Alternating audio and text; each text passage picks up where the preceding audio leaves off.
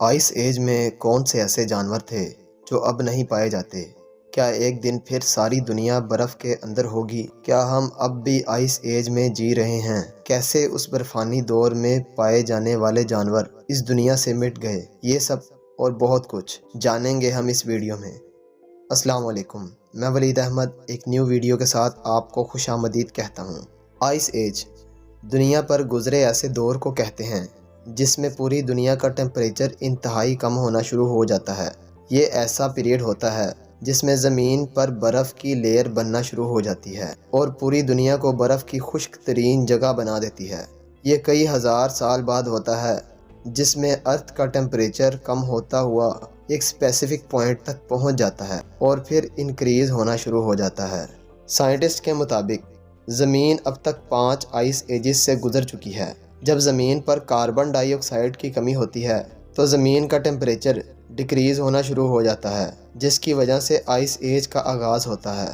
جب زمین میں والکینک گیسز نکلتی ہیں اور کاربن ڈائی آکسائڈ کی مقدار بڑھتی ہے تو آئس ایج ختم ہونا شروع ہو جاتی ہے، جس کو انٹرگلیشیل پیریڈ کہا جاتا ہے۔ سائنٹسٹ کے مطابق اب تک 4 آئس ایجز گزر چکی ہیں اور موجودہ دور 5ویں آئس ایج کا اینڈنگ پیریڈ ہے۔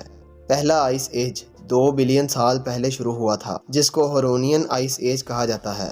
اس کے بعد 600 ملین سال پہلے کرائیوجینین آئس ایج اور تھرڈ آئس ایج 450 بلین سال پہلے، جس کو اینڈرن سہارن آئس ایج کہا جاتا ہے۔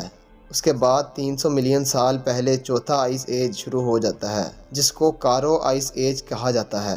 موجودہ آئس ایج تقریباً 2.58 بلین سال پہلے شروع ہوا، جو کہ 15,000 سال پہلے ختم ہونا سٹارٹ ہو گیا ہے، اور اب آہستہ آہستہ زمین کا ٹیمپریچر مزید اوپر جائے گا، جو کہ 12,000 سال تک انکریز ہوگا۔ اس کے بعد نیو آئس ایج کا آغاز ہو جائے گا۔ آئس ایج کے آنے اور جانے سے دنیا میں موجود اینیملز اور پلانٹ پر بہت اثر پڑتا ہے۔ ایسے اینیملز بھی تھے جو موجودہ آئس ایج کے دور میں زندہ تھے لیکن اب اس دنیا سے ہمیشہ کے لیے ختم ہو گئے ہیں۔ ان میں سب سے فیمس اور لاسٹنگ وولی میمتھ تھے، جو کہ موجودہ ہاتھی کی نسل سے تھے۔ یہ 5 سے 7 ٹن وزنی ہوتے تھے اور ان کا سائز تقریباً 4 میٹر جتنا لمبا ہوتا تھا۔ یہ روزانہ 200 کلو گھاس کھاتے تھے۔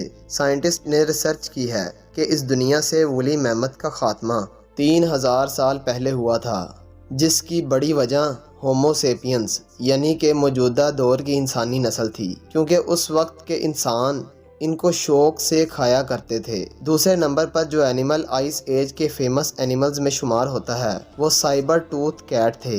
اس کے نام کی وجہ اس کے بڑے بڑے دانت ہوتے تھے جو شکار کرنے کے کام آتے تھے۔ اس کا وزن 280 kg ہوتا تھا، جو کہ آج کے شیر کے مقابلے میں کافی سٹرونگ ہوتے تھے۔ یہ سردی میں رہنے والے جانور رین ڈیئر کو شوق سے کھاتے تھے، جو کہ اس وقت کافی تعداد میں موجود ہوتے تھے۔ سائنٹسٹ کا ماننا ہے کہ آئس ایج کی وجہ سے جہاں سارے بڑے جانور اس دنیا سے ایکسٹنٹ ہو گئے، وہاں ان کیٹس کے یہ دانت چھوٹے شکار پکڑنے کے لیے نہیں بنے تھے، جو کہ ان کے ایکسٹنٹ ہونے کی وجہ بنے۔ تیسرے نمبر پر جائنٹ سلوتھ آتے ہیں۔ یہ جانور آج کے موجودہ سلوتھ کے فور فادر تھے، جو کہ نیم کی طرح بڑے بڑے ہوتے تھے۔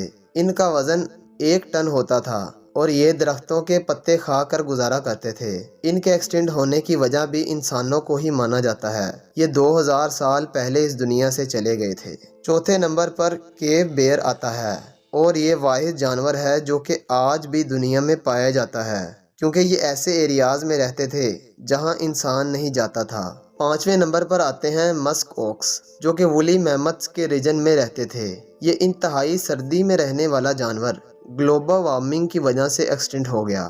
6ویں نمبر پر آتا ہے بائسن بوناسس۔ یہ جنگلی بھینسے جیسے نظر آنے والے جانور 7.5 فیٹ اونچے اور ان کا وزن 3500 پاؤنڈ ہوتا تھا۔ یہ جانور بھی گلوبل وارمنگ کی وجہ سے ایکسٹنٹ ہو گئے۔ 7ویں نمبر پر آتا ہے وولی رائنوسرس۔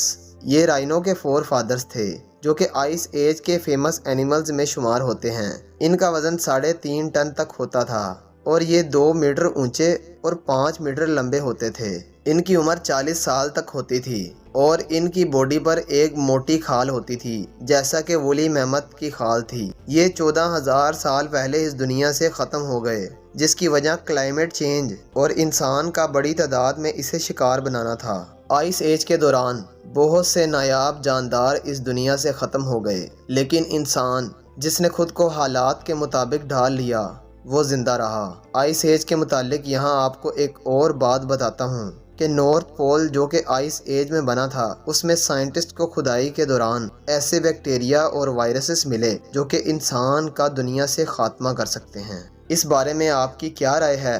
کمنٹ باکس میں ہمیں بتائیں۔ اگر یہ ویڈیو آپ کو پسند آئی ہو تو اس کو لائک کریں اور چینل کو سبسکرائب کر دیں۔ نیکسٹ ایسی ہی انٹرسٹنگ ویڈیو کے ساتھ حاضر ہوں گا۔ اپنا اور اپنے پیاروں کا خیال رکھیے گا۔ Thanks for watching this video.